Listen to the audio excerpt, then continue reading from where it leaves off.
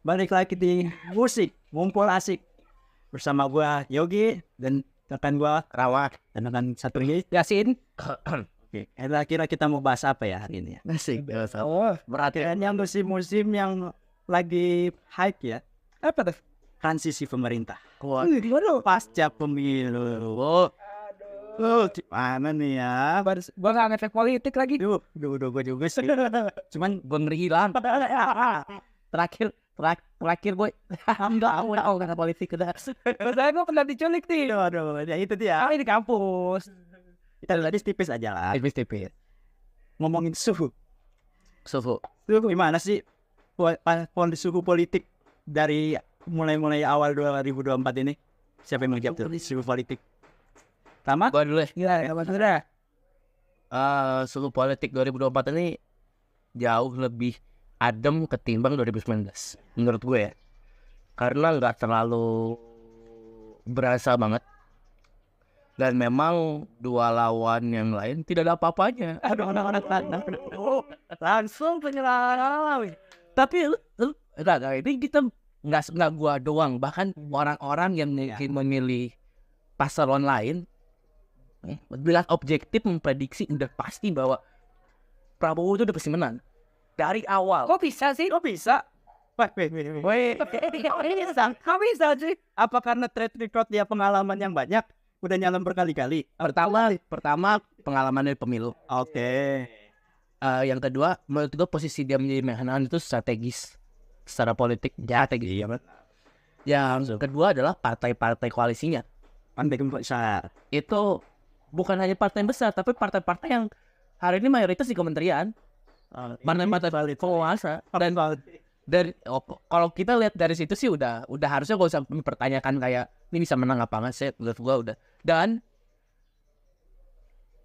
timnya Prabowo Gibran tuh gokil sih menurut gua, karena lu bisa nyuruh Prabowo joget itu luar Prabowo joget gemoy luar biasa. Maksud Gua entah apa yang dia bilangin ke Pak Prabowo sehingga Pak Prabowo wow ya gitu kayak keren loh. garam gitu tiba-tiba gemoy.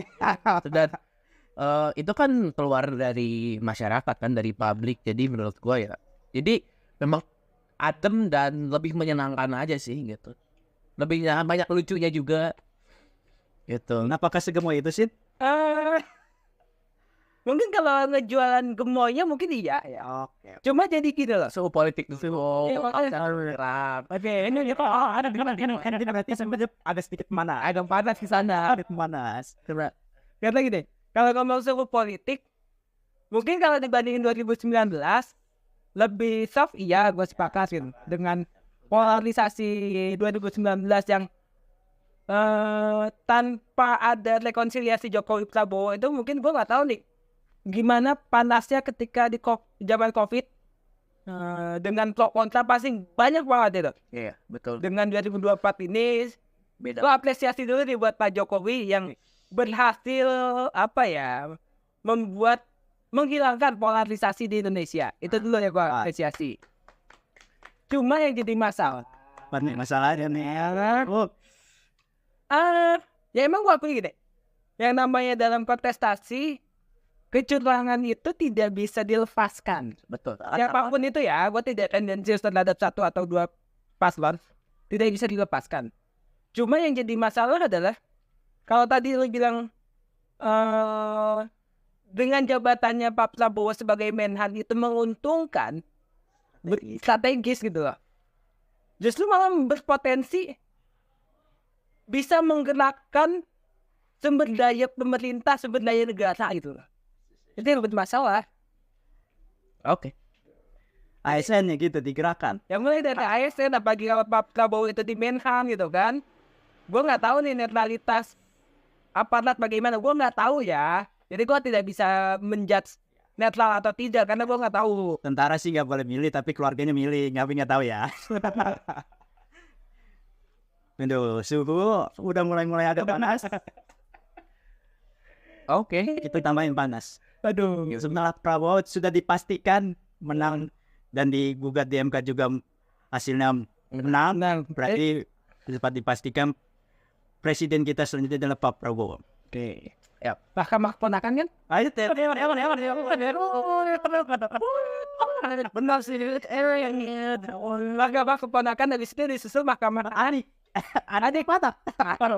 ada ya. Mahkamah. Makin panas ini. Oke. Ini aja deh. Apakah Prabowo bisa mewujudkan janji-janji kampanyenya? Menurut kalian nih, terutama makan siang gratis atau bukan, makan bergizi kayaknya. Ganti. Ini makan bergizi. Nah, salah satu programnya kira-kira bisa nggak merealisasikan janji kampanyenya? Gue sih optimis bisa. Wih, keren banget. Kenapa deh? Karena menurut gue udah ada cikal bakal perangkat udah disiapin saya hari ini. Jadi keuntungannya Pak Prabowo hari ini menurut gue adalah dia bisa mempersiapkan segala apa yang disiapkan yang dibutuhkan tuh. Karena dia bukan orang yang jadi presiden dari pemerintah, sama kasusnya kayak Pak Jokowi di periode kedua. Dia mempersiapkan semua apa yang diperlukan di periode kedua, jadi dari periode pertama ketika dia menang. Jadi menurut gua itu sangat menguntungkan. Lain hal mungkin kalau misalkan Mas Anies. Ya, Anies. Masuk Anies. Calon gubernur DKI. Sama kayak Nomor. Saya cuma jempol aja Mas Anies bagus itu. Mas Anies itu bagus. Kalau menurut gua kalau nggak Pak Prabowo waktu itu menurut gua Mas Anies cocok lah jadi presiden gitu. Cuman memang level head to headnya beda. Tapi memang rakyat Indonesia juga sepakat. Kan peringkat kedua Mas Anies. Iya, satu Mas Anies. Peringkat ketiga maaf, saya nggak berani sebut. Erlangga Lopez soalnya 16%. 12%. Oke, butuh power bank. Tapi di situ menurut gua Pak Prabowo menurut gua sih optimis bisa gitu. Ya kalau kita ngomongin margin error ya dari setiap program kasar margin error ya akan banyak lah. Menurut gue nggak akan sampai 20%. Berarti makan siang, makan bergizi ini bisa nih diwujudkan dengan banyaknya siswa dan macam-macamnya. Yakin sih harus. Karena yang strategi penyalurannya kan lewat sekolah kan. Tadi nanti pengadaannya sekolah. Menurut gue dengan nanti biaya yang akan digelontorkan yang memang cukup banyak juga ya. Kayak gitu. Enggak ini, dan gue sih nitip pengawalan dari praktik sebenarnya. Kadang kan kelemahannya pemerintahan pusat adalah pengawasan dari prakteknya. Itu sih harus emang benar ketat banget. Apalagi kalau gue melihat dari program-programnya Pak Prabowo ini akan banyak banget yang ngeluarin duit banyak. Ke depan nggak cuma masalah gizi ya, kayak gitu. Jadi ya pengawalan. Jadi ya itu karena. Tapi menurut gue Pak Prabowo akan jadi top notch sih. Karena dia di tiap tempat yang dia ini akan selalu jadi level paling bagus. Nulis bos. Sangat optimis sekali. Udah, tapi itu data dia di Merhan bagus. Terus ketika dia menjabat sebelumnya di Kopassus udah oke. Itu jadi ya dan Pak Prabowo tuh total jadi pembisnis juga bukan pembisnis yang ecek-ecek gitu. Pembisnis yang total sukses, top notch lah dan sebagainya. Dan ini alasan gue ya semua orang udah tahu lah gue pilih Prabowo ya. Oke. Gitu. Dia satu-satunya orang yang menurut gue bisa berdiri untuk dirinya sendiri dan untuk orang-orang yang menurut dia benar sih, tanpa intervensi siapapun. Pertama dia ketua partai, walau ngomongin duit dia nggak terancam duit dari manapun. Dia pembisnis, top notch satu-satunya di atas. Bahkan dia berani ngusir orang kalau nggak sepakat sejalan sama dia, biarin gue kayak gini. Yang kemarin di 2019 dan di pemilu 2014 ya, itu jadi blunder. Karena dia kayak gitu. Menikah partai. Karena dia nggak bisa jadi kayak gitu. Karena bukan ketua partai. Karena partai. Karena dia nggak bisa disetir orang. Jadi karena dia maunya kayak gitu terus kayak gitu, akhirnya berimbas kepada akhirnya nggak menang gitu kan. Karena yang lain kan bisa beradaptasi. Sedangkan Pak Prabowo nggak kayak gitu. Menurut gue sih akan jadi person yang berbeda sih. Pak Jokowi dan Pak Prabowo person yang berbeda, dan gue yakin akan menghasilkan hal yang berbeda sih. Mana sih? Dibilang optimis sih, mungkin harusnya optimis ya. Sebagai warga negara yang baik, gue sih menaruh harapan yang besar ke pemerintahan Prabowo selanjutnya. Cuma yang jadi masalah dari janji-janji kampanyenya ini agak menurut gue agak kurang Kurang Realistis. bukan realistis, lebih ke banyak hal yang harus dipersiapkan mungkin. Kayak contoh tadi ngebahas masalah makan bergizi gitu kan. Dari anggarannya pun nggak kecil gitu loh. Dengan kondisi negara hari ini yang masih hutangnya masih di mana-mana. Walaupun mungkin kalau bicara data ya, hutang Indonesia itu masih aman. Ya. Masih aman kalau ngomong margin ya. Akan dicicil sama Erick Thohir. Itu. Gue gak mau komen. Cicil apa ET? Mantap ET. Kok ET yang bayar? Enggak kan saudara. Pak ET itu kan Menteri BUMN. Harus. Masukkan BUMN-nya itu dibayar untuk membayar utang. Dan ketua PSSI. PT. Pak ET itu jadi menteri dulu baru main bola. Oh. Berarti lagi jam istirahat bola. Pak ET juga menyelesaikan masalah PSSI loh. Iya, sepakat. Yang penting jam istirahat ya main bolanya ya. Jangan lagi kerja. Jangan main bola.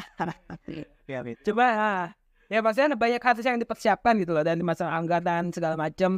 Bahkan kalau misalnya ngelihat dari permasalahan sebelumnya itu banyak anggaran yang tidak tepat gitu loh, tidak tepat sasaran, yang akhirnya bahkan banyak disunat.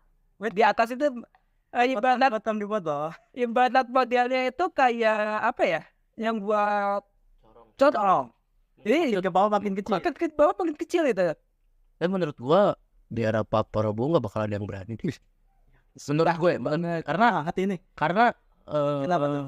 ya kan gue bilang tadi Pak Jokowi dan Pak Prabowo itu tipikal orang yang berbeda. Iya. Cara dia menjalankan dan membagi kekuasaannya kepada setiap orang ini beda banget menurut gue. Benar deh.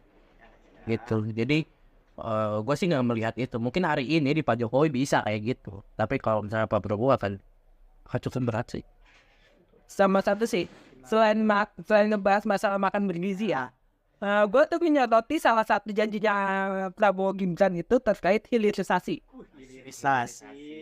Karena jujur, Hilirisasi itu. salah satu, kalau jujur, gue juga pemilih Prabowo gitu, gue 02. Gue kebetulan skeptis, gue bukan skeptis, gue realistis.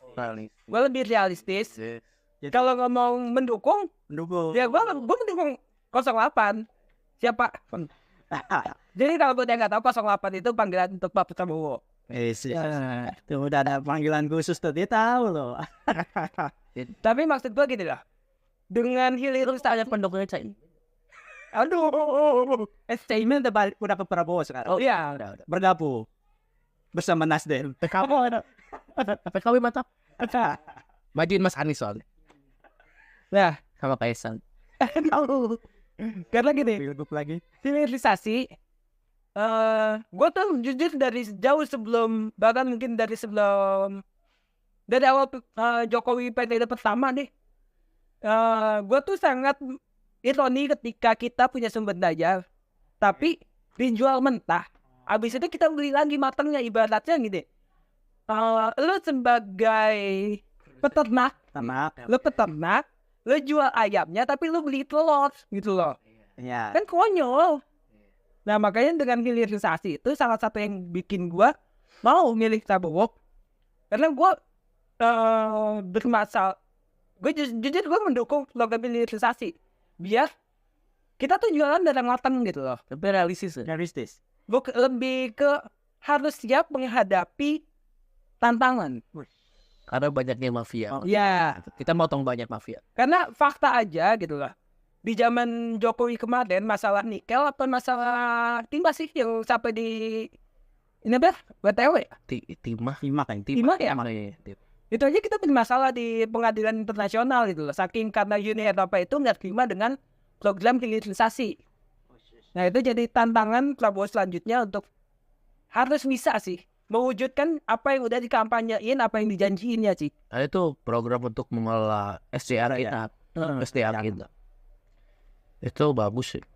Gue sangat mendukung dan gue sih sebenarnya kan kalau kita ngomongin transisi ke depan nanti kan aspeknya faktornya nggak cuma di Pak Prabowo dan Gibran, tapi di segala aspek menterinya, kabinetnya, terus peta politik yang akan dibangun nanti ke depan seperti apa, di daerah akan seperti apa, masyarakat juga seperti apa. Kalau gua sih siap mendukung sih segala aspek dan apa namanya segala jika Pak Prabowo dan tim butuh. Nah, bukan maksudnya buat kita siap sebagai warga negara untuk mendukung, apalagi yang mempercayakan mandat kepada Pak Prabowo dan Baik yang memilih dan yang tidak, tetap presiden kita Pak Prabowo harus diakuin dan harus didukung. ya karena Nah, NDN baik buruknya negaranya baik kita sendiri semua gitu. ini ngomongin banyak program nih, ada makan siang, makan bergizi, hilirisasi. Kira-kira program apa sih yang benar-benar diharapkan di era Prabowo untuk generasi muda nih? Apakah makan siang bergizi itu termasuk, atau hilirisasi termasuk, atau ada program lain yang dikampanyekan, diharapkan di generasi muda ini? Jadi buat teman-teman yang nggak tahu, gue udah tadi malah jubir. Nanti gue ngawatin. Nah, gue kan ngawatin. Jadi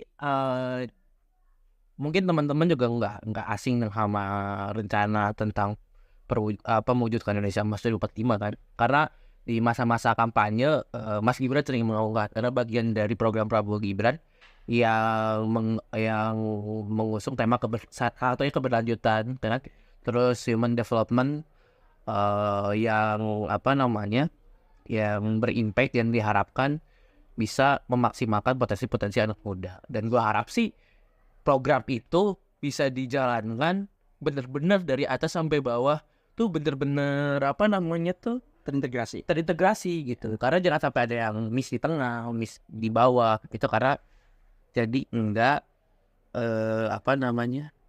gua udah ngomong mati ya. Oke. Jadi program itu gua harapkan bisa dilanjutkan, bisa dieksekusi dengan baik kayak gitu. Karena sebenarnya di masa Pak Jokowi ini kan juga ada tentang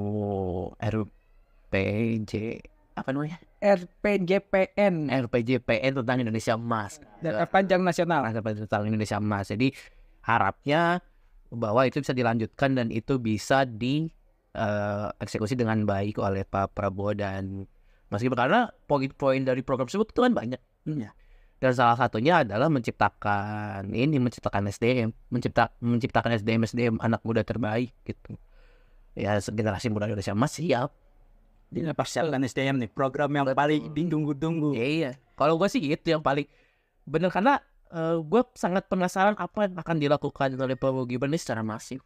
Karena mungkin zaman Pak Jokowi, karena Pak Jokowi harus ngomongin infrastruktur, ngomongin IKN, jadi itu nggak terlalu maksimal. Tapi gue harap sih, karena harusnya di zaman Pak Prabowo nanti IKN udah nggak ada PR, harusnya terus tinggal lanjutin doang kan, terus tinggal program-program baru dijalanin, tenang, harusnya sih bisa di-screen lagi. Bangun SDM sekarang. Saatnya bangun SDM gitu. Gimana sih?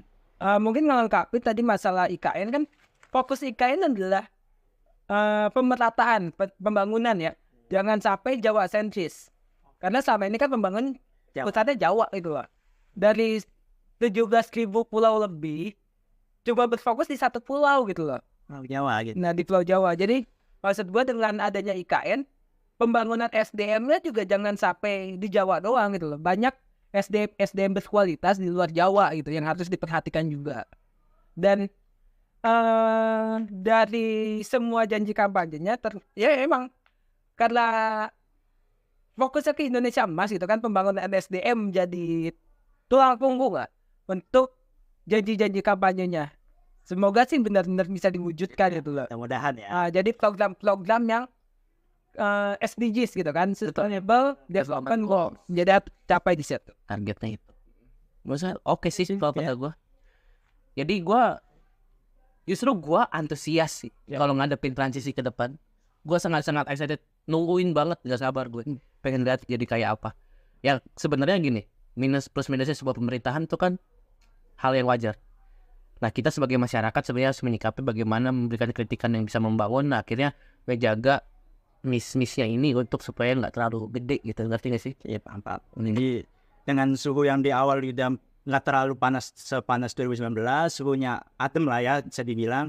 Jadi mungkin transisinya juga harusnya bisa berjalan lebih baik. Betul. Jadi semua pihak itu benar-benar bisa membangun untuk Indonesia ke depannya, baik yang pihak yang menang dan yang kalah. Dan gini sih, semoga sih Prabowo itu nanti ketika memimpin bisa bisa membuktikan bahwa Prabowo itu tidak setotaliter apa yang dibicarakan selama dari 2009 gitu kan. Karena tiap pemilu 2009, 14, 19, 24 selalu bicara tentang totaliter, otoriter dan segala macamnya. Jadi buat gue sih berharap itu tidak terjadi gitu loh. Jangan sampai ada aktivis-aktivis atau teman-teman mahasiswa yang hilang. Menurut gua Perpoyan itu harus bisa terbukti ya. Iya. Jangan sampai Lebih longgar sih sebenarnya kalau kata gue. gini itulah ya. Jadi transisinya bisa berjalan dengan baik. Pak Prabowo bisa menjalankannya pemerintahan dengan baik, kedepannya tidak otoriter, sehingga tidak ada aktivis atau yang mengkritik pemerintah itu hilang. Ya, mungkin itu aja ya dari kita. Sampai ketemu di musik berikutnya. Dua periode.